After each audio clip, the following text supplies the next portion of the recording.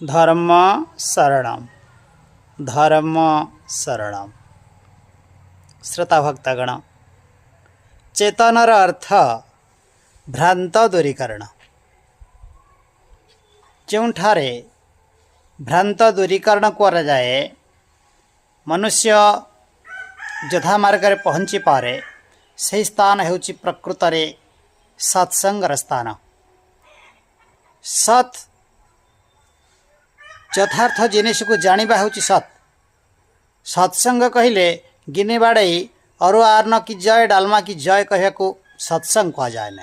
जो स्थान रे सत्यार्थ प्रकाश हुए, यथार्थ को मनुष्य जानी पारंती, भ्रांत दूरीकरण होई ब्रह्मदर्शी होई पारंती, आको ही सत्संग कह। तेणु सत्संग प्रेमी हुआ, भ्रांत को दूरीकरण कर, ब्रह्मदर्शी हुआ। जीव ब्रह्मेव केवलम जन, ब्रह्म एक अलेख, सेठी शरण पशि जाओ। महिमा रे महिमा रे।